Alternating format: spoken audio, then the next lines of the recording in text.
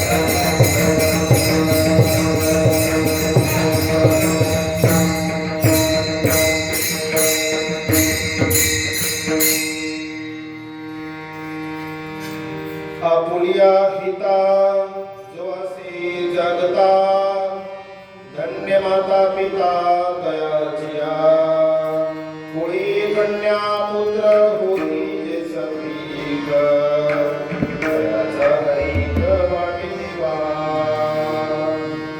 गीता भागवत कैती श्रवण गीता भागवत कैती श्रवण अखंड चिंतन विठोबाचे कोळी कन्या पुत्र होती जे सतीक दयाचा हरित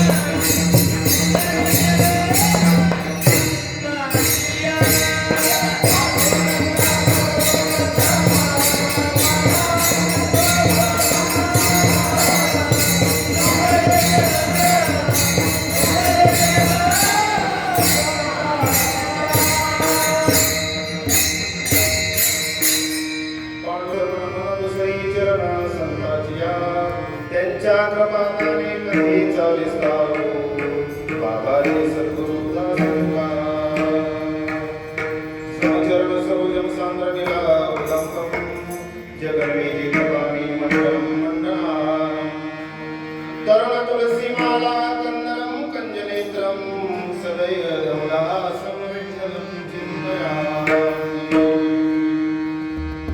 मनोजवं मारुततुल्यवेगं जितेन्द्रियं बुद्धिमता वरिष्ठं वातात्मजं वन्दरिक्षं श्रीरामदूतं शरणं प्रपद्ये जयांचे केलिया स्मरण होय सकळ विद्यांचे अधिकरण तेच वंदो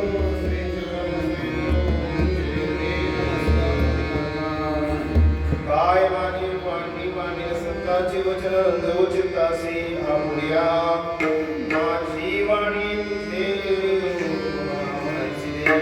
नाही कळा मस्तक हे पायावी या वारकरी संतांच्या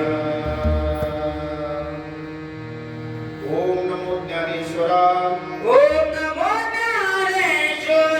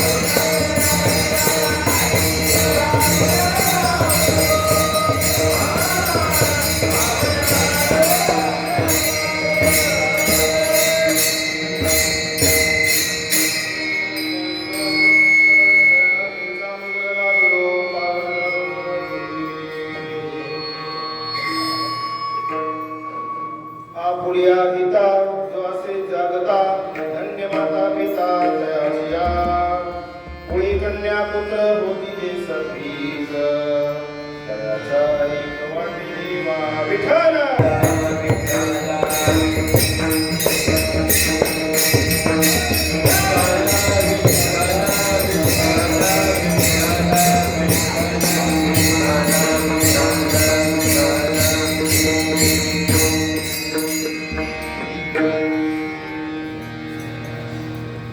प्राप्त प्रसंगी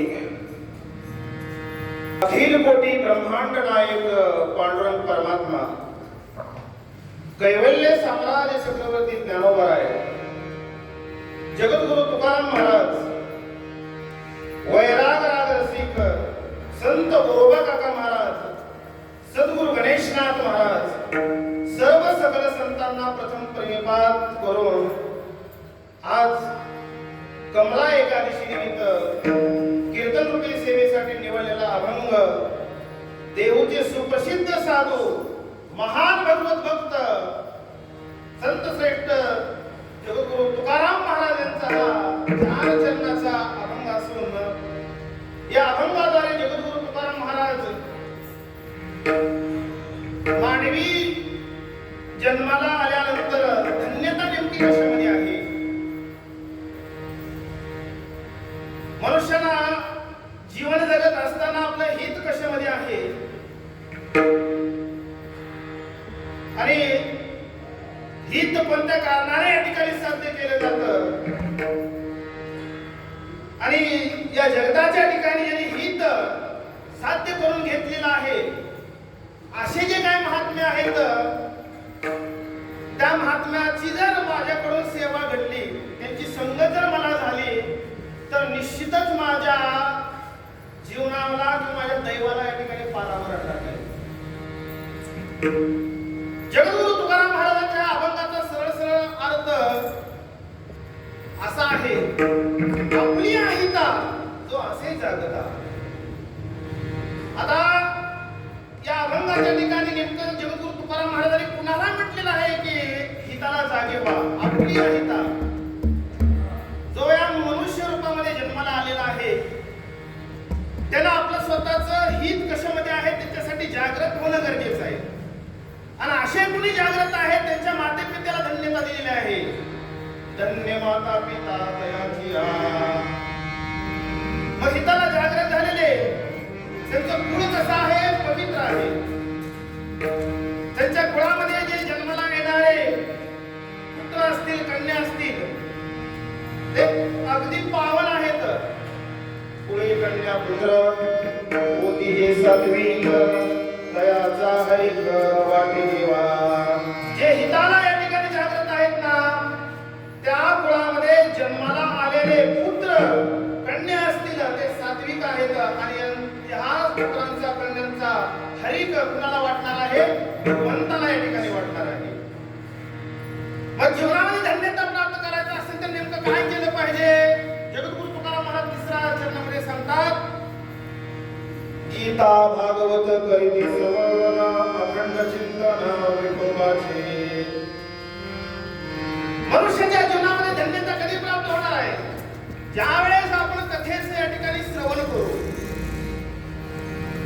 गीता भागवत या ग्रंथाचं ज्यावेळेस आपण श्रवण करू ना आणि श्रवण केल्यामुळं भगवान परमात्म्याचं जे नाम आहे ते नाम या ठिकाणी मुखामध्ये तरंगल्याशिवाय राहत नाही. अखंड चिंतन विठोबाचे अशी ज्या वेळेस त्या साधकाची अवस्था होईल ना या साधकाच्या जीवनात या साधकाच्या संगतीमध्ये जर संगत जर लाभली तर माझ्यासारखा भाग्यवान दुसरा कोणीही नाही. तुका म्हणे मज घडो त्यांची सेवा माझ्या दैवा पार नाही. विठ्ठल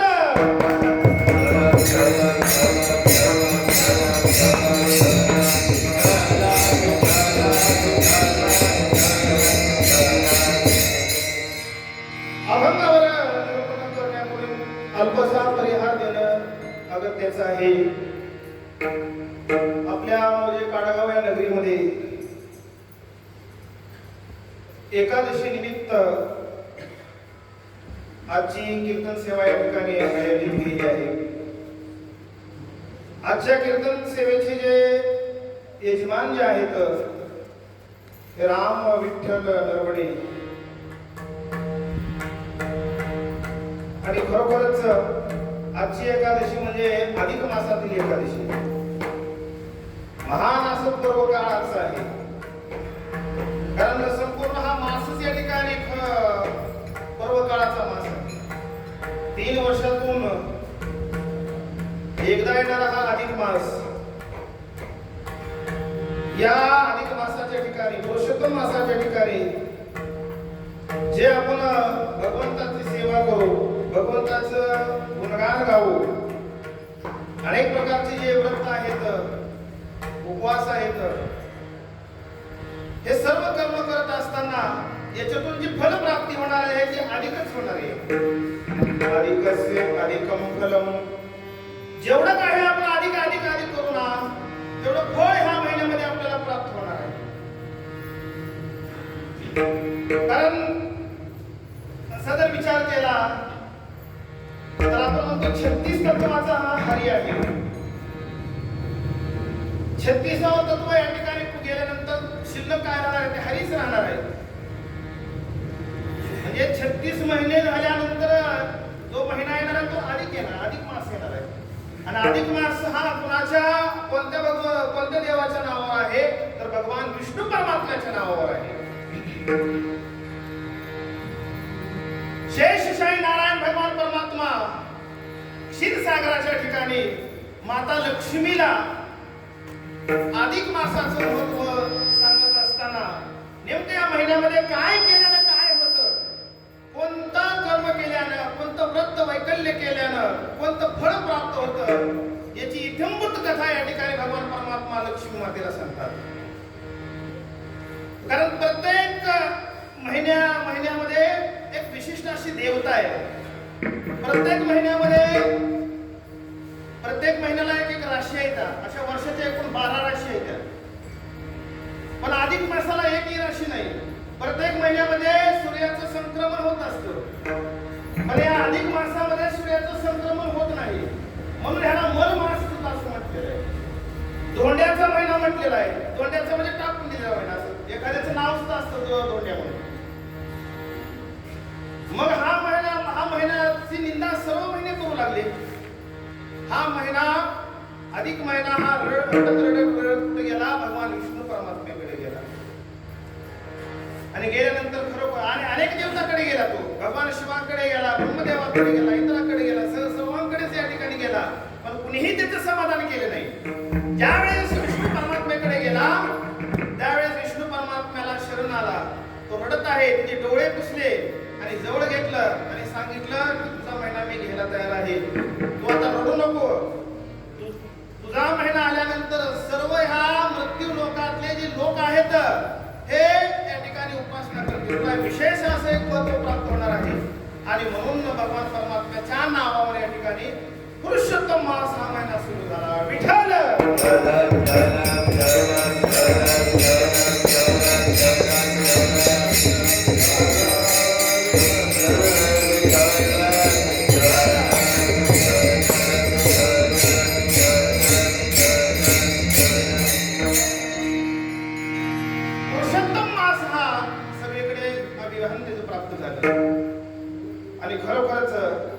या महिन्यामध्ये काय केल्यानंतर नेमकं काय प्राप्त होत असतं, तर याच्याविषयी अनेक ग्रंथामध्ये त्या ठिकाणी सांगितलेलं आहे. पुराणामध्ये सांगितलेलं आहे. पुराणाचा जो भाव आहे, ज्या पुराणामध्ये जी कथा आली त्या कथेचं अनुसंधान एका अधिक महात्म्य या ग्रंथामध्ये या ठिकाणी प्रतिपादित केलेलं आहे. अधिक मासातली कथा, कारण का या महिन्याला जर आपण सोडलं तर जीवनामध्ये आपल्या कधीही धन्यता प्राप्त होणार नाही. कारण एक उदाहरण जर तुम्हाला सांगायचं झालं तर आपल्याला महाभारताचं उदाहरण सांगता येईल की द्रौपदी ह्या आदल्या जन्मी एका ब्राह्मणाची कन्या होती. आणि त्यावेळेस दुर्वास ऋषी त्या ठिकाणी आलेली होती. दुर्वास ऋषीनं उपवास पुरुषोत्तम मासाचं या ठिकाणी महत्व सांगितलं. पण द्रौपदीनं ब्राह्मण कन्येने त्या ठिकाणी ते ऐकलं नाही. म्हणले शिव परमात्मा लगेच प्रसन्न होतो म्हटले. थोडीही भक्ती केली तर महादेव परमात्मा या ठिकाणी प्रसन्न होणार आहेत. त्यावेळेस मग अशी जी अभिधान त्या ठिकाणी त्या द्रौपदीला झालं. शिवाकडे द्रौपदी गेली आणि त्या ठिकाणी 5 वेळेस पती पती पती असं म्हटलं, त्यावेळेस तथास्तु असं भगवान शिव परमात्मा म्हटलं आणि तिला चूक लक्षात आली. आपण 5 वेळेस पती असं म्हटल्यानंतर आपल्याला एका स्त्रीला 5 पती हे काय शोभणारी गोष्ट आहे का? त्यावेळेस द्रौपदीला पश्चाताप झाला, पण ते एकदा वरदान दिल्यानंतर ते खरोखरच ठरणार आहे. आणि यावेळेस महाभारताच्या ठिकाणी जन्माला आले, तिला 5 प्रती या ठिकाणी प्राप्त झाली. 13 वर्षाचा वनवास, अज्ञातवास हे सर्व काही या ठिकाणी भोगत असताना त्या वर्षामध्ये अधिक मास आले, पण अधिक मासाचं त्या ठिकाणी कसल्याही प्रकारचं पर्व काळाचे जे व्रत आहेत, वैकल्य आहेत ते त्या ठिकाणी केलेले नाहीत.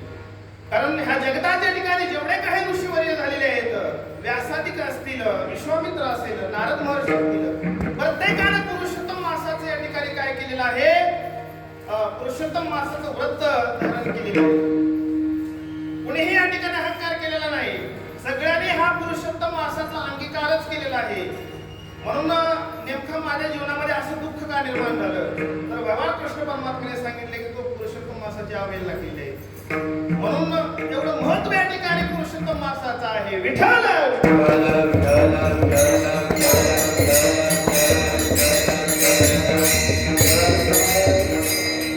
पुरुषोत्तम मासाचा आणखी महत्व सांगत असताना एक धनदास नावाचा या ठिकाणी गृहस्थ होता. त्याची पत्नी मानवती नावाची. आता धनदास काय करा, ह्या महिन्यामध्ये विप्रांची सेवा करणं गरजेचं आहे. जेवढं काही आपण विप्राची सेवा करू, त्यावेळेस विप्राच्या सेवेतून जे फळ प्राप्त होणार आहे त्या फळाला अलौकिक महत्व या महिन्यामध्ये दिलेलं आहे. तो जो धनदास आहे, तो धनदास श्रीमंतने अगदी यथेच्छितो आहे. त्याच्याकडे भरपूर पैसा आहे, धनसंपदा आहे. धनसंपदा कोणत्या कामाला लावली, तर विप्राची सेवा करण्यासाठी त्यांनी धनसंपदा लावली. कारण धनाला या ठिकाणी सेवा करता येते. या जगाच्या ठिकाणी अर्थाला फार महत्व आहे. सेवा करू लागला. सेवा करत असताना दररोज विप्रांची सेवा करायची. त्यांच्या घरासमोर जायचं, सडा समारंभ करायचं, त्यांना काय लागल ते आणून द्यायचं. अशा पद्धतीनं सेवा करायची. अधिक मासामध्ये सुद्धा त्या ठिकाणी सेवा केली, पुण्य त्या ठिकाणी प्राप्त झालं. पण यथावकाश यथा काळी त्या ठिकाणी प्रत्येक जीवाच्या मागे काही ना काहीतरी भोग असतो, प्रारब्धाचा भोग असतो. प्रारब्ध हे कुणालाही कळलेलं नाही. आणि मग त्या धनदासाला प्रारब्ध योगानं रोग त्या ठिकाणी झाला. काय रोग झाला? संपूर्ण शरीराला कुष्ठरोग झालेला आहे. शरीरातून रक्त पुळू लागलं. मग आता त्या विप्राची सेवा करता आली नाही. काय करावं? धनसंपदा असं सुद्धा सेवा करता आली नाही. एकदा शरीर त्या ठिकाणी रोगानं ग्रस्त झालं तर कुणीही विचारत नाही. जोपर्यंत आपलं शरीर चांगलं आहे तोपर्यंतच आपल्याला परमार्थ करता येतो. जोपर्यंत शरीरामध्ये ताकद आहे तोपर्यंतच आपल्याला तीर्थाटन करता येतं, वारीला जाता येतं.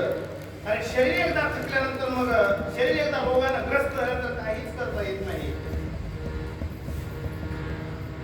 पण हा जो भोग आहे तो भोग केवळ हरीच्याच कृपेने त्या ठिकाणी नाहीसा होणार आहे. एका जनार्दनी भोग प्रारब्धाचा हरी कृपे त्याचा नाश हरी कृपे त्याचा नाश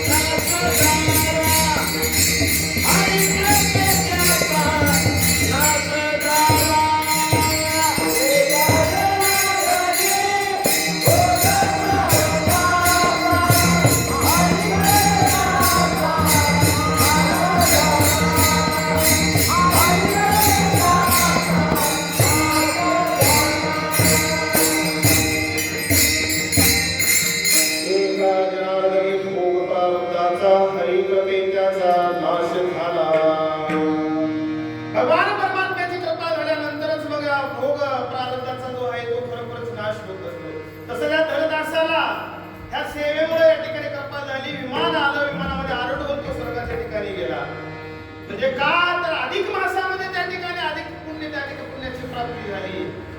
आणि या महिन्यामध्ये खरोखरच पहाटेच्या वेळी स्नान करणं तेवढं फार तेवढं महत्वाचं आहे. स्नानाला सुद्धा असं विशेष असं महत्व दिलेलं आहे.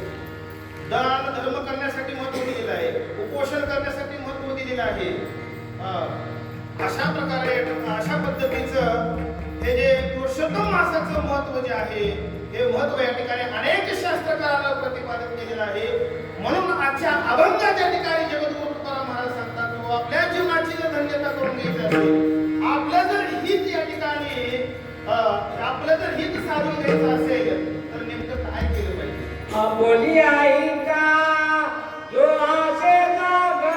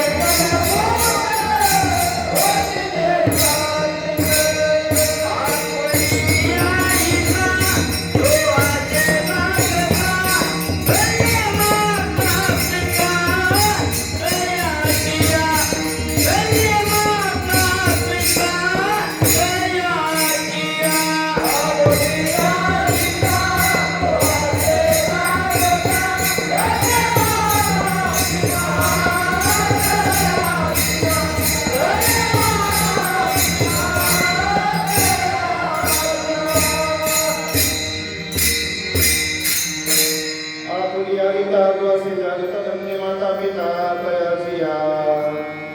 जगद्गुरु तुकाराम या ठिकाणी धन्यता देतात.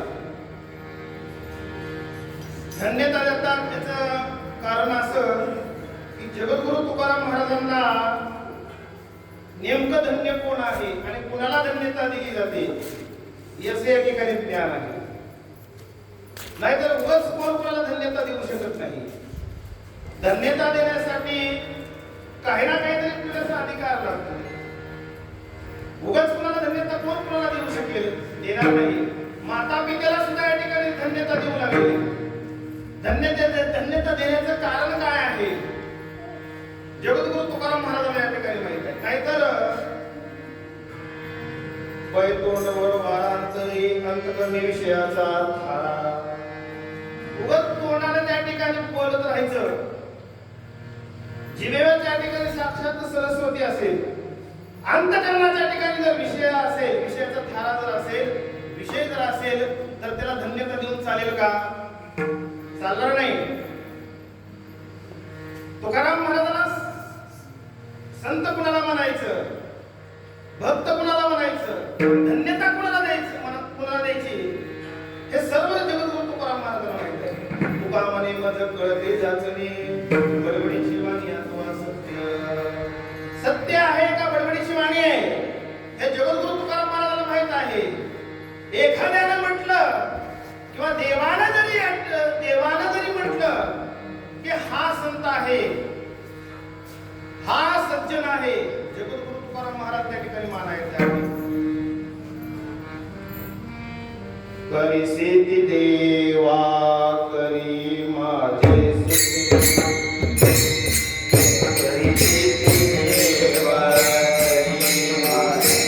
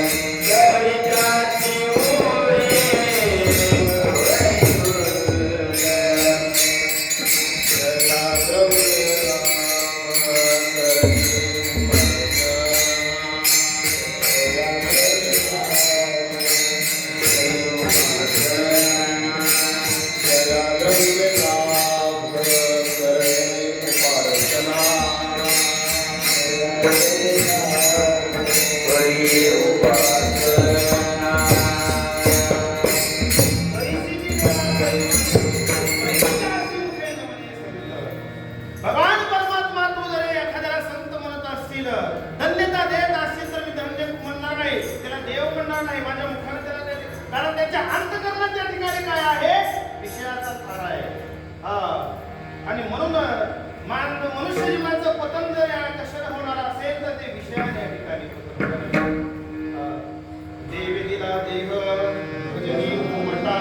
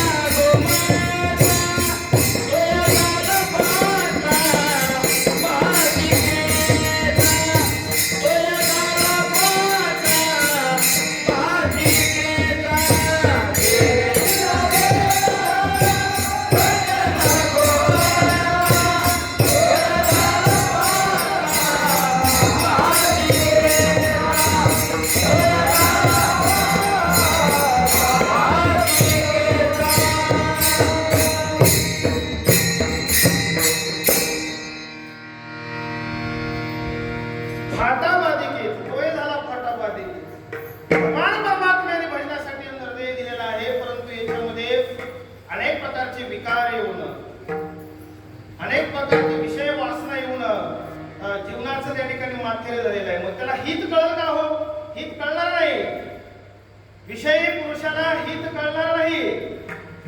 भगवद्गीतेमध्ये एक श्लोकामध्ये सांगितलेलं आहे, विषय संयोगात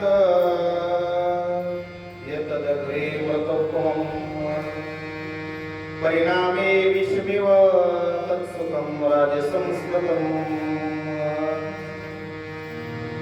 ज्याप्रमाणे एखादं बच्च नागाचं विष असावं, अत्यंत मधुर लागतं, पण ते बच्च नागाचं विष जे आहे परिणामचा काय होणार आहे, मरण या ठिकाणी.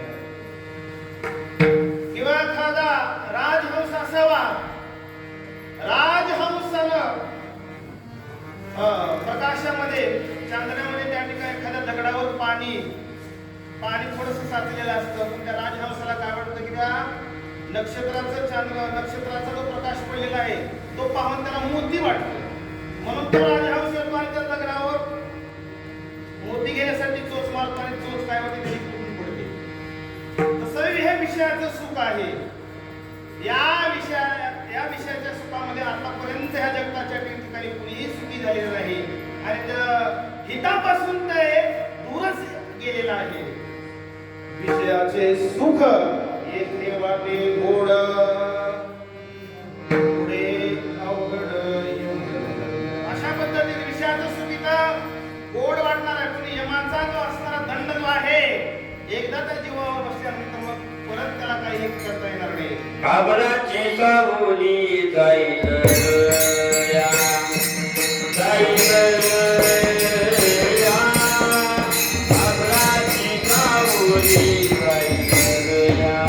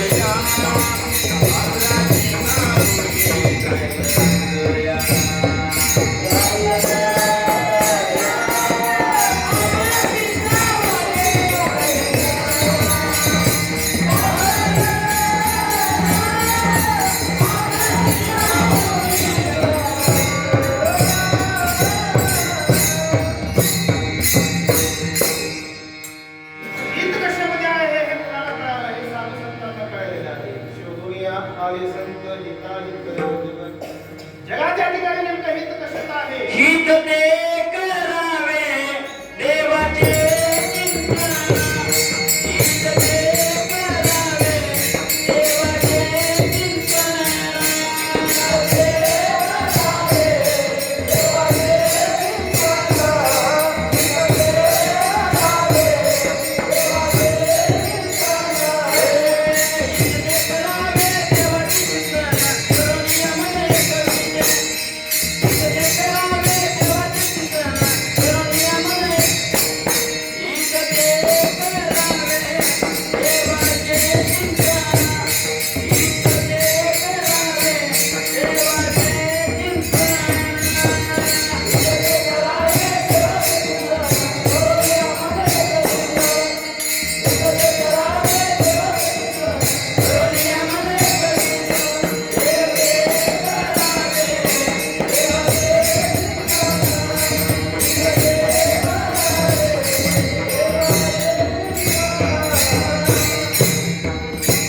हित ते करावे देवाचे चिंतन.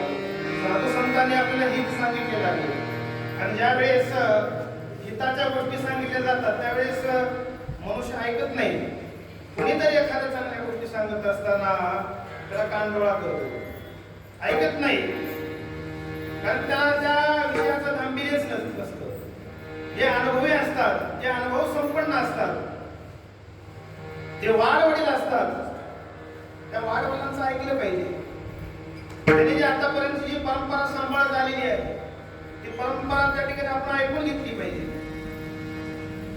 त्यालाच तर त्या ठिकाणी धर्म म्हणतात. एक वाडवडील जे शिकवते त्या नाम धर्म निविधी सामान्य सगळं. भगवान ज्ञानोबा त्या ज्ञानेश्वरी सांगतात. तसंच एकदा भगवान कृष्ण परमात्मा सुभद्रे मातेला हिताच्या गोष्टी सांगत होते. काही रणभूमीतल्या युद्धाच्या गोष्टी सांगत होते. सुभद्रा मातेच्या पोटी अभिमन्यू बाळ त्या ठिकाणी गर्भाच्या ठिकाणी होता. युद्ध नेमकं कसं करायचं, युद्धामधल्या ज्या नीती आहेत, युद्ध करत असताना नेमकं शत्रूवर कसा त्या ठिकाणी आक्रमण करायचं, शत्रूला कसं मारायचं, त्या रणभूमीच्या ठिकाणी शत्रूमध्ये कसं घुसायचं, चक्रव्यूहामध्ये कसं घुसायचं, याचं शिक्षण देत असताना, याची माहिती सांगत असताना सुभद्रा मातेला त्या ठिकाणी ऐकत ऐकत झोप आली. भगवान कृष्ण परमात्म्यानं युद्ध चक्रव्यूहामध्ये नेमकं कसं जायचं हे सर्व कथा त्या ठिकाणी सुभद्रा मातेनं ऐकली. पण ज्या वेळेस चक्रव्यूहाचं भेदन कसं करायचं, चक्रव्यूह तोडून बाहेर कसं यायचं, हे कथा सांगत असताना सुभद्रा मातेला झोप लागली. मग झोप लागल्यानंतर परिणाम काय झालं, अभिमन्यू ज्यावेळेस युद्धाभूमीच्या ठिकाणी गेला, चक्रव्यूहामध्ये अडकला, पण चक्रव्यूहातून बाहेर त्याला येता आलं नाही. म्हणजे हित ज्यावेळेस सांगण्यासाठी तयार झाले त्यावेळेस कुठं तर आपलं त्या ठिकाणी मन दुसऱ्याच अवस्थेमध्ये विकारामध्ये त्या ठिकाणी अडकून बसतं. निद्रा सुद्धा एक प्रकारचा विकारच आहे. काम, क्रोध, लोभ, मद, मत्सर, अहंकार हे षड विकार जीवाला या ठिकाणी गायब असलेले आहेत. या षड विकारामुळं आपल्या जीवनातलं हित काय आहे, अहित काय आहे हे या ठिकाणी कळत नाही. म्हणून जगद्गुरु तुकाराम महाराज अभंगाच्या प्रथम चरण सांगतात की आपली अहिता जो असते ज्या जगात धन्य माता पिता दयाची या माता पितेला धन्यता दिलेली आहे. का बरं धन्यता दिलेली आहे, तर खऱ्या अर्थानं माता पिताच हे आपल्या लेकरांना, आपल्या पुत्रांना योग्य ते संस्कार देत असतात, योग्य ते वळण लावत असतात. लहानपणापासूनच योग्य संस्कार, योग्य वळण जर लावलं तर निश्चितच तो मुलगा गुणवान बनतो, विद्यावान बनतो, चांगला त्या ठिकाणी चांगल्या पदावर जाऊन आपल्या कुळाचं नाव त्या ठिकाणी रोशन केल्याशिवाय करणार नाही. हे संस्काराचं बीज आहे. यथा बीज तथा करू, जसं बीज आहे तसं झाड त्या ठिकाणी येणार आहे. आणि म्हणून आई वडिलांना धन्यता देतात.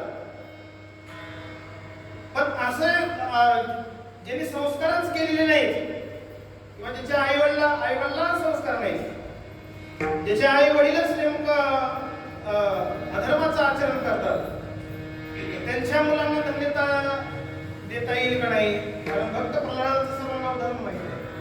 भक्त प्रल्हादाचे जे वडील आहेत हिरण्यकशिपू, ते अत्यंत हिंसक वृत्तीचे आहेत, राक्षसी वृत्तीचे आहेत. भगवान परमात्म्याचं नाम त्यांना आवडत नाही. प्रल्हादाला त्या ठिकाणी जाचणी करतात, छळ करतात. त्यांच्या वडिलांना धन्यता जगद्गुरु तुकाराम महाराजांचं काय मत असेल, तर त्याचाही विचार आपल्याला या ठिकाणी करायचा.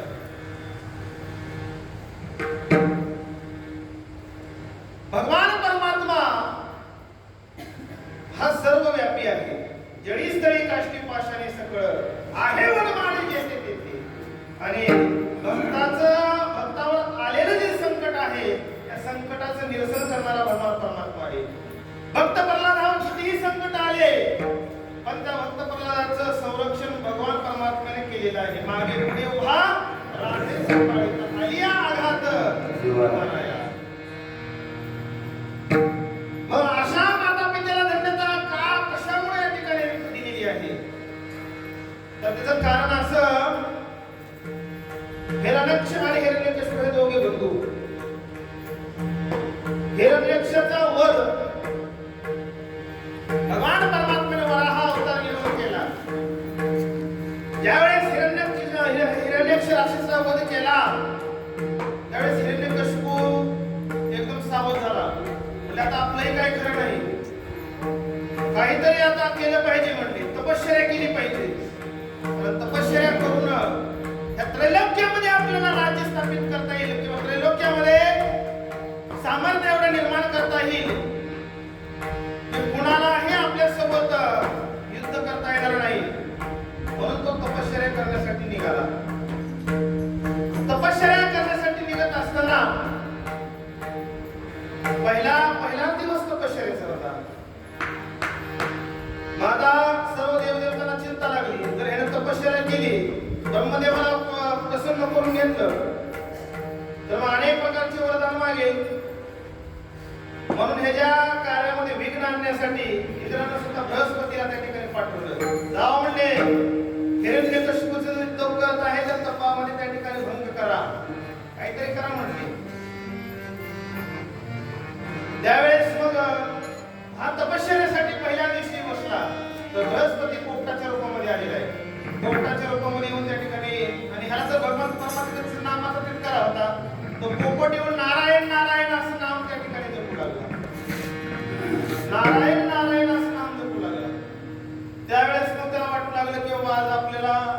निर्माण करायचा. आज काय तपश्चर्या करण्यासाठी चांगला दिवस नाही. परत तो माघारी आला. त्यावेळी सर्व झालेली हकीकत जी असते, पत्नी जी असणारी कयादू आहे, या कयादूला सांगितली. कयादूला सांगितल्यानंतर कयादूला म्हटलं काय नेमकं झालेलं आहे. तो सांगू लागला असा असा पोपट आला. हे तपश्चर्याला बसल्यानंतर नारायण नारायण नारायण असं म्हणू लागला. मग परत परत त्या ठिकाणी म्हणू लागली काय म्हणलं त्यानं सांगू लागला की असं असं मी गेलो, तपश्चर्या सुरू केली आणि पोपट आला, नारायण नारायण म्हणू लागला. आणि मग सातत्याने या ठिकाणी कयादून हिरण्यकशिपूच्या तोंडून या ठिकाणी नारायण नारायण हे शब्द उच्चारून घेतले. नामस्मरण घडलं. आणि या नामस्मरणाच्या संयोगानं यांच्या पोटी हिरण्यकशिपूने कयादूच्या पोटी भक्त प्रल्हाद जन्माला आले. म्हणून धन्य माता पिता विठ्ठल.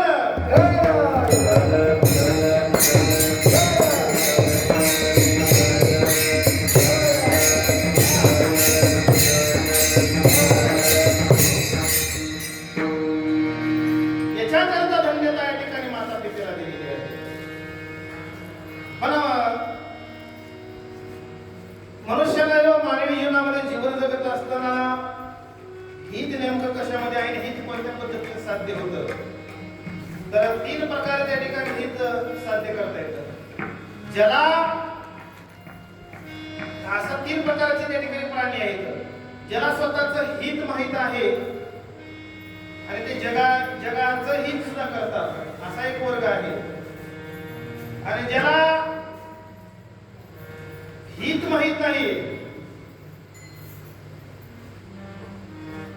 ज्याला हित माहित नाही आणि जगाचंही ते हित करत नाहीत, आणि ज्याला हित ही माहित नाही आणि जगाचं कल्याण कशा पद्धतीने करायचं, जगाचं हितही करायचं हेही माहित नाही, अशा तीन प्रकारचे जे वर्ग आहेत. या तीन प्रकारच्या वर्गामध्ये गुणात्मक त्या ठिकाणी वर्गीकरण करता येऊ शकतं.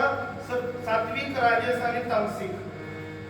सात्विक अवस्थेमधले जे असतात त्यांना स्वतःचंही हित माहित आहे आणि जगाचंही हित माहित आहे. असे जे सात्विक वृत्तीचे असतात ते साधू संत असतात, ईश्वराचे भक्त असतात, सज्जन असतात. आणि म्हणून ज्यांच्या कुळामध्ये असे जे सात्विक वृत्तीचे जन्माला आले, खऱ्या अर्थानं त्यांचा हरिक देवाला वाटतो अभंग.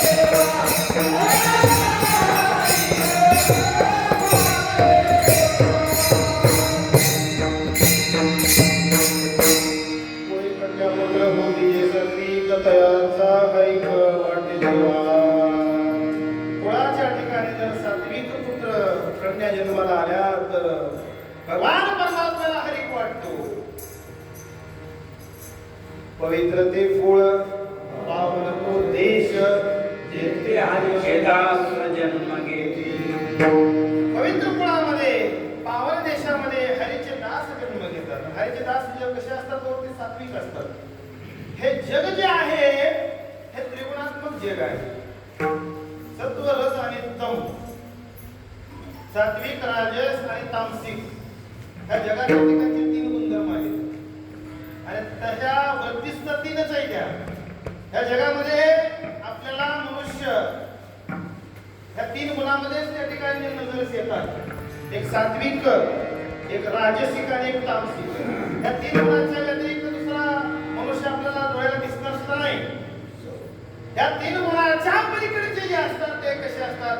खरोखरच ते भगवान परमात्मा असतात, साधू संत असतात. आणि त्यांचा जर सेवक झालो मग काय त्या ठिकाणी कोण पुण्य त्यांचा होईना.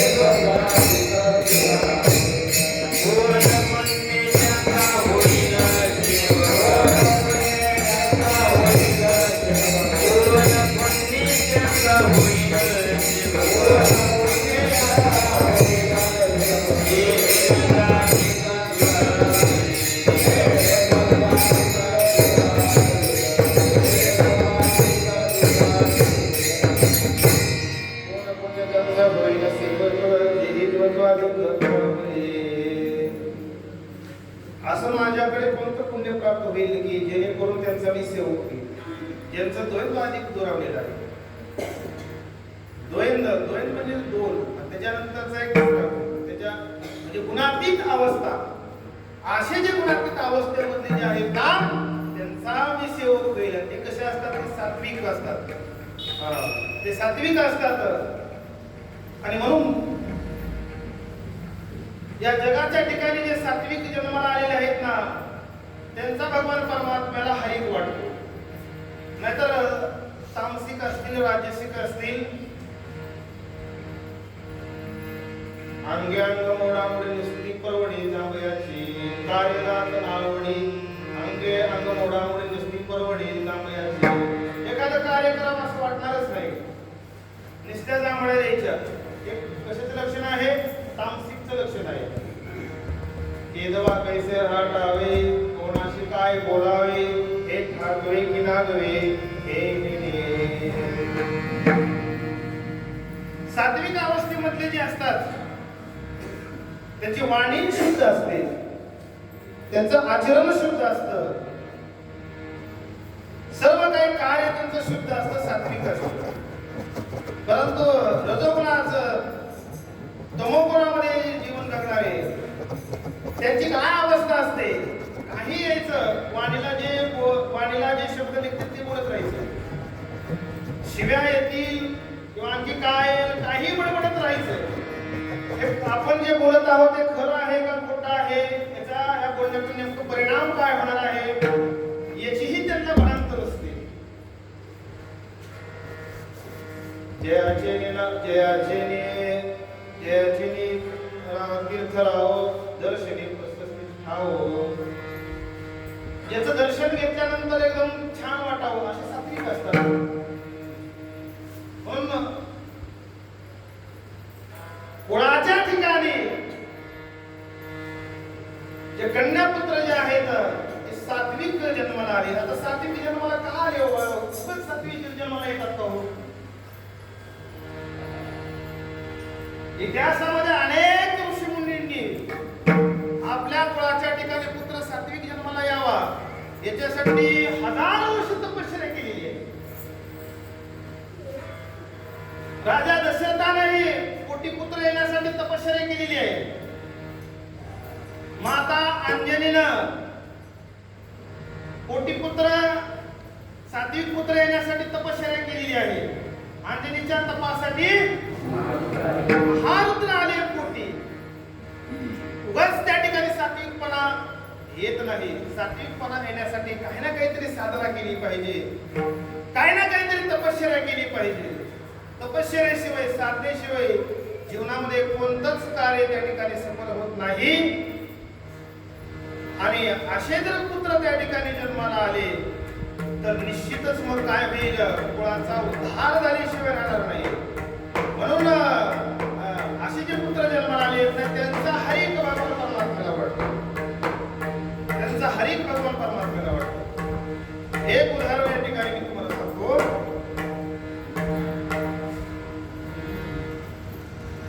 और्य नावाचे मुनी होते, ऋषीवर्य होते. और्य ऋषीच्या मार्गदर्शनाखाली सगर राजानं अश्वमेध यज्ञ करायचा ठरवला. आता यज्ञ करण्यासाठी कोणत्या तर ऋषींच्या अधिपत्याखालीच केलं पाहिजे, कुणाचं तर अधिष्ठान पाहिजे ना. तशा पद्धतीनं सगर राजानं आर्य ऋषीच्या अधिपत्याखाली अश्वमेध यज्ञ करण्याचा ठरवला. आता अश्वमेध यज्ञ करायचं म्हटल्यानंतर तो घोडा पाहिजे. तो घोडा आणला, पांढरा शुभ्र घोडा आणला आणि अश्वमेध यज्ञ करत असताना तो घोडा त्या ठिकाणी सोडला जातो जंगलामध्ये. तो घोडा सोडला, मग याची विधी संपूर्ण सुरू झाली.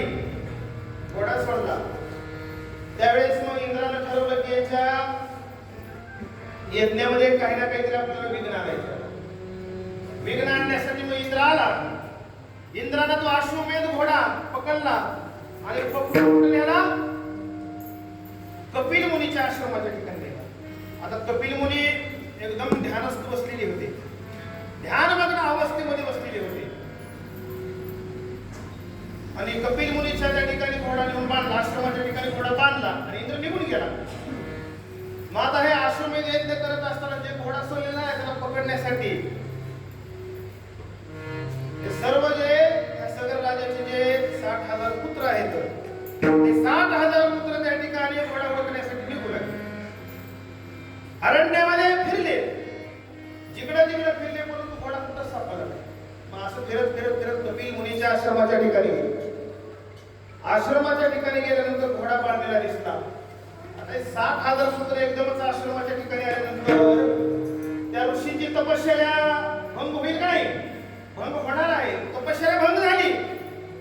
त्यावेळेस कपिल मुनींनी ज्यावेळेस नेत्र उघडल्यानंतर क्रोधाग्नी बाहेर नेत्रातून पडला आणि असा क्रोधाग्नी बाहेर पडला, त्या क्रोधाग्नीनं ह्या सगर राजाचे 60,000 पुत्र त्या ठिकाणी भस्म करून टाकले. आता सगर राजा सूर्यवंशीच्या ठिकाणचा सगर राजा, प्रभू रामचंद्राचा वंशी, 60,000 पुत्र त्या ठिकाणी हे झाले. पण सगर राजाचा एक पुत्र त्या ठिकाणी होता अंशुमान नावाचा. आता हे कुठे नेमकं गेलेले आहेत हे हुडकण्यासाठी अंशुमान जंगलामध्ये फिरू लागला. कपिल मुनीच्या आश्रमाच्या ठिकाणी आला तर हे 60,000 जे आहेत ते पडलेले दिसले. त्यावेळेस ऋषींच्या जवळ आल्यानंतर सांगितलं, सगळी जी असणारी कहाणी त्या ठिकाणी कळाली. त्यावेळेस अंशुमाननं सांगितलं की हे जे आता माझे पितर आहेत म्हणलं, 60,000 अंशुमान पितर आहेत म्हणला, त्यांचा उद्धार झाला पाहिजे. त्यावेळेस कपिल मुनीने सांगितले यांचा उद्धार निश्चितच होईल, पण यांना गंगेचा स्पर्श झाला पाहिजे. गंगेचा ज्यावेळेस स्पर्श होईल त्यावेळेस त्या पितरांचा उद्धार होईल. मग अंशुमानानं ठरवलं की आता गंगेला प्रसन्न करायचं. गेला, तपश्चर्या सुरू झाली, तपश्चर्या करू लागला. तपश्चर्या करत करत करत त्याचं आयुष्य त्या ठिकाणी संपून गेलं. मरणा अवस्थेमध्ये अंशुमान गेला. तो मेलाच, परंतु गंगा काही त्याला प्रसन्न झाली नाही. मग त्या अंशुमानाचा जो पुत्र आहे तो दिलीप राजा. दिलीप राजानं काय केलं, आता हे पूर्वज जे आहेत, पूर्वजांचा उद्धार झाला पाहिजे बरं का. जीवनामध्ये जर सुख आपल्याला प्राप्त करायचं झालं, जीवनामध्ये मानवी जीवनामध्ये जर आपल्याला सुख जर प्राप्त करायचं झालं तर पूर्वजांचा उद्धार केला पाहिजे. पितर आपल्या तृप्त झाली पाहिजे. पितरांचं विशेष असं महत्व गृहस्थ आश्रमाच्या ठिकाणी आहे. म्हणून आपण दरवर्षी पितरांचं त्या ठिकाणी महाळाच्या महिन्यामध्ये त्या ठिकाणी पितर बोलत असतो. किंवा तिथीला त्या ठिकाणी वर्षश्राद्ध असेल किंवा पुण्यतिथी असेल हे सगळं का साजरं करायचं. तर हे पितर त्या ठिकाणी तर करतात. खूप त्याचा इतिहास दिलेला आहे. महाभारतामध्ये तर याचं वर्णन खूप केलेलं आहे. कारण प्रत्येक वेळेस भगवान कृष्ण परमात्म्याने अनेक ऋषीने राजधर्माला पित्राचं त्या ठिकाणी सांगितलेलं आहे. आणि हे आपली परंपरा आहे. जीवनभर ही आईवडिलांना सांभाळावं आणि मेल्यानंतरही त्या ठिकाणी त्यांचं पितराचं पूजन करावं. ही आपली भारतीय संस्कृती आहे. आणि म्हणून या दिलीप राजानं तपश्चर्या सुरू केली. तपश्चर्या सुरू केल्यानंतर गंगेला प्रसन्न करण्यासाठी तपश्चर्या केली. त्याचंही आयुष्य सरसरत आलं. हाही मेला आणि मेला ह्यालाही गंगा प्राप्त झाली नाही. या दिलीपाच्या पोटी जो जन्माला आला तो भगीरथ नावाचा राजा. भगीरथानं तपश्चर्या केली आणि तपश्चर्या केल्यानंतर त्याला गंगा प्रसन्न झाली. गंगा प्रसन्न झाल्यानंतर ह्या पूर्वजांचा उद्धार झाला. म्हणजे वंशाच्या ठिकाणी असा एक पुत्र जन्माला यावा. जगद्गुरु तुकाराम महाराज म्हणतात, धन्य वंशी जन्माला भगीरथ, गंगा आणोनी पूर्वज केले मुक्त. वंशाच्या ठिकाणी हा धन्य धन्य भगीरथ जन्माला आला आणि हा संपूर्ण हा कुळाचा उद्धार केला. असे जे पुत्र असतात ना ते खरोखरच सात्विक असतात. आणि म्हणून सात्विकपणा जर आपल्या जीवनामध्ये प्राप्त करायचा असेल तर दुसरं काय गणिच्या ठिकाणी अनेक साधना आहेत. तो साधना आपल्याला साध्य होणार नाही. फक्त काय करा, तुम्ही भगवान परमात्म्याचे चरित्र उच्चारा, भगवान परमात्म्याची कथा करा, भगवान परमात्म्याचं नामचिंतन करा, कीर्तन कथा या ठिकाणी श्रवण करा. आणि हा श्रवण केल्यामुळेच सात्विकपणा येईल. अभंगाच्या गीता भागवताच्या नीती श्रवण.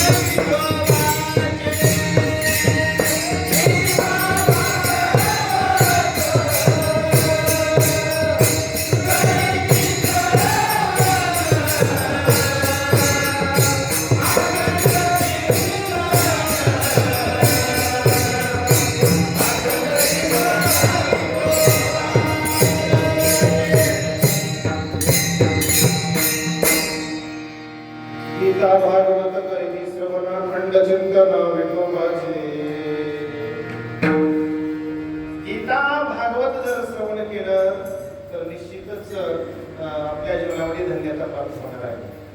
कारण कलियुगामध्ये फक्त कथा श्रवण करायच्या, कोणत्या करायच्या? भगवान परमात्म्याच्या चरित्राच्या कथा. कलियुगामध्ये 18 पुराणाचा अभ्यास करत बसण्याची काही गरज नाही. कारण व्यासानं 18 पुराण लिहिले, त्याला समाधान प्राप्त झालं नाही. ज्यावेळेस श्रीमद भागवत महापुराण त्या ठिकाणी लिहिले त्यावेळेस समाधान प्राप्त झालं. म्हणून जगद्गुरु तुकाराम महाराज म्हणतात की भागवताचं श्रवण करा, भागवताची कथा ऐका, गीतेचं श्रवण करा. कारण गीता काय आहे? सर्व शास्त्रांचे माहेर, सर्व शास्त्रांचं हे माहेर आहे गीता. किंवा अर्जुनाचे निराजे गीता प्रकाशने श्री राजे संसाराकडे थोर पूजे देणे जगाचे. अर्जुनाच्या निमित्तानं कुरुक्षेत्राच्या ठिकाणी भगवान परमात्म्यानं हे गीता तत्व ह्या जगताच्या ठिकाणी सांगितलं, जेणेकरून ह्या सर्वसामान्याचा, सर्व जीवांचा या ठिकाणी उद्धार होईल. हे कथा या ठिकाणी श्रवण करा.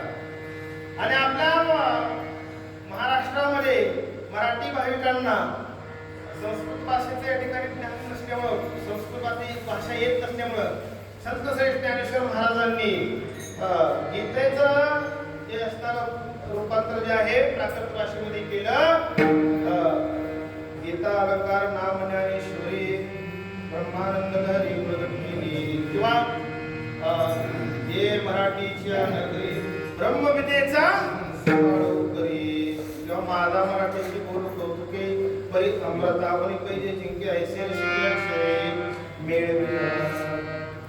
अत्यंत महत्वाची गीता आहे ज्ञानेश्वरी आहे. याचा जर या ठिकाणी आपण वाचन केलं, पारायण केलं, त्याचा अभ्यास केला तर जीवनामध्ये धन्यता आपल्याला प्राप्त होणार आहे. आपलं हित आपल्याला कळणार आहे. या जगाच्या ठिकाणी हित दुसरं कोणीच सांगू शकणार नाही. फक्त संतांची जे साहित्य जे आहे, ग्रंथ आहेत, हे ग्रंथच आपल्याला या ठिकाणी काय करतात, आपलं हित कशामध्ये आहे ते आपल्याला सांगू शकतात. हित कोणी सांगणार? मार्गदर्शन करणारे हे ग्रंथच आहेत. म्हणून या ठिकाणी आपण गाथाचं पारायण केलं पाहिजे, ज्ञानेश्वरीचं पारायण केलं पाहिजे, भागवताचं पारायण केलं पाहिजे, गाथा या ठिकाणी वाचली पाहिजे, अभंग वाचले पाहिजे. त्याच्यामुळेच आपल्या जीवनामध्ये या ठिकाणी काय भेटणार आहे? दिशा भेटणार आहे. विठ्ठल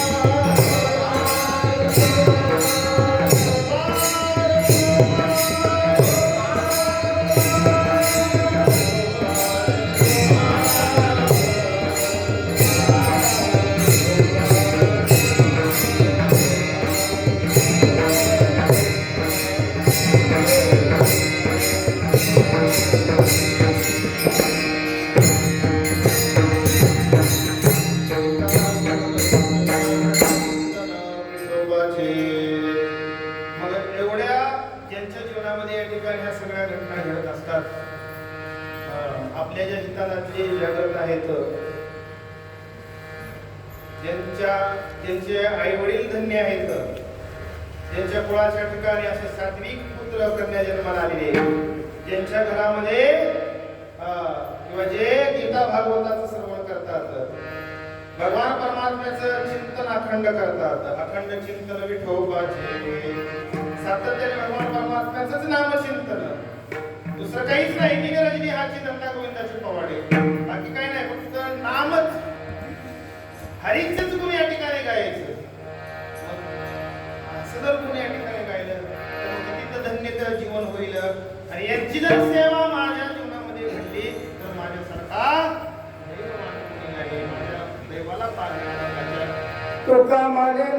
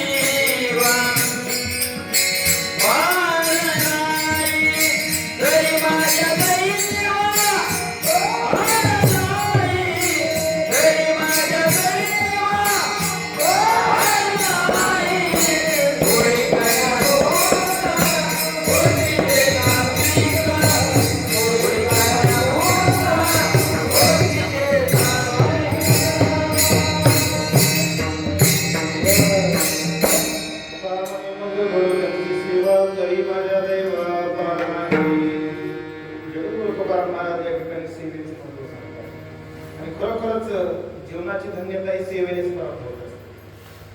काही या ठिकाणी करा सेवा म्हणून केलं पाहिजे. सेवेतूनच या ठिकाणी आपल्या कुळाचा उद्धार होणार आहे.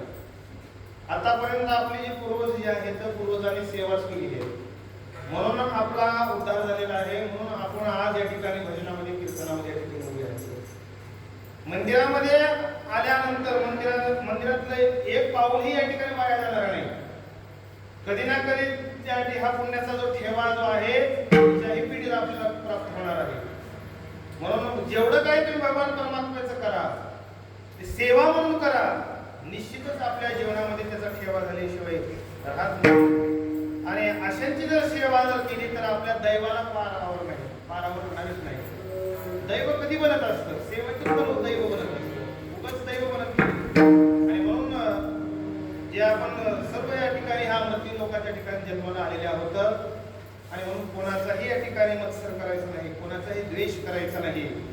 कोण्याही जीवाचा न करू मत्सर परम सर्वेश्वर पूजनाची. कारण आपण सर्व एकच आहोत. तुमचा आत्मा माझा आत्मा सर्वांचा आत्मा एकच आहे. संत श्री ज्ञानेश्वर महाराजांनी रेड्याच्या मुखातून वेद बदविला. रेड्यामुखी वेद बदविला पूजनचा हरविला. त्या रेड्यातला आत्मा ज्ञानेश्वर महाराजांचा आत्मा हा वेगळा नाही. रेड्यावर आसन मारले म्हणून ज्ञानेश्वर महाराजांच्या पाठीवर असं वळवून केले जायचं. ज्ञानेश्वर महाराजांनी वेदाचे मंत्र त्या ठिकाणी म्हटले. वेद रेड्याने सुद्धा त्या ठिकाणी बोलले. म्हणजे आपण सर्व एका ईश्वराचे या ठिकाणी अंश आहोत. भगवान परमात्म्याने सांगितले माझी नेकी अंश हे जग व्यापलेले आहे. भगवान परमात्म्याच्या अंशाला हे संपूर्ण जग व्यापलेलं आहे. म्हणून एक विज्ञानातला सुद्धा एक सिद्धांत असा आहे energy can neither be created nor destroyed but it is transferred one form into another form so that the universal energy always remains constant. या जगातली सगळी एनर्जी कशी आहे? कॉन्स्टंट आहे. फक्त एनर्जीचं परिवर्तन होत असतं. इलेक्ट्रिकल एनर्जीचं कन्व्हर्शन कशामध्ये होतं? मेकॅनिकल एनर्जी मध्ये होत असतं. मेकॅनिकल एनर्जीचं कन्व्हर्शन इलेक्ट्रिकल एनर्जी मध्ये होत असतं. तसंच आत्मा आणि परमात्मा, जीव आणि शिव यांचं ऐक्य आहे. ऐक्य आहे. आणि म्हणून करता आपल्या जीवनामध्ये धन्यता प्राप्त व्हावी याच्याकरता सेवेलाही फार महत्व आहे. अशांची जर सेवा घडली तर आपल्या जीवनामध्ये दैवाला मारावं नाही. आणि आजच्या एकादशीच्या कीर्तन रूपी सेवेसाठी या ठिकाणी उपस्थित या सर्व ग्रामस्थांच्या भजनी मंडळाच्या प्रेमासाठी या ठिकाणी उपस्थित झालो. कारण मी कुठला का फार विद्वान किंवा फार मोठा असं काही नाही, परंतु भगवान परमात्म्यावर किंवा आपल्या वारकरी संप्रदायावर ईश्वरावर एक छोटंसं प्रेम, त्या प्रेमाखातर त्या ठिकाणी काहीतरी आपल्याला भगवान परमात्म्याचं किंवा त्याचा प्रसार व्हावा, भगवान परमात्म्याची भक्ती करता यावी, याच्यासाठी छोटासा हा प्रयत्न आहे. तुम्हा सर्वांच्या या ठिकाणी प्रयत्न, सर्वांच्या प्रेमातून या ठिकाणी आदरणीय आपले मामा या ठिकाणी उपस्थित झालेले मुरलीधर मामा सुंदर गायन करतात. आणि या ठिकाणी आपल्या गावचे हरिभक्त परायण लोखंडे बाबा या ठिकाणी उपस्थित आहेत. सर्व भजनी मंडळ या ठिकाणी उपस्थित आहेत. विनीगिरी मामा उपस्थित आहेत. सर्वांच्या सहकार्यातून खरोखरच एकादशीचा कीर्तन सेवेचा कार्यक्रम आपल्या काळगाव नदीमध्ये या ठिकाणी प्रत्येक एकादशीच्या सणावरती आनंदाची गोष्ट आहे. आणि आजच्या एकादशी निमित्त, ह्या अधिक मासाच्या एकादशी निमित्त माझ्यासारख्या पामराकडे ही सेवा आलेली आहे. मी स्वतःला या ठिकाणी धन्य समजतो, भाग्यवान समजतो. आणि थोडक्या मोठ्या भाषेमध्ये ही झालेली सेवा हनुमंतरायाच्या चरणी या ठिकाणी समर्पित करून सेवेला या ठिकाणी पूर्ण विराम. ज्ञानेश्वर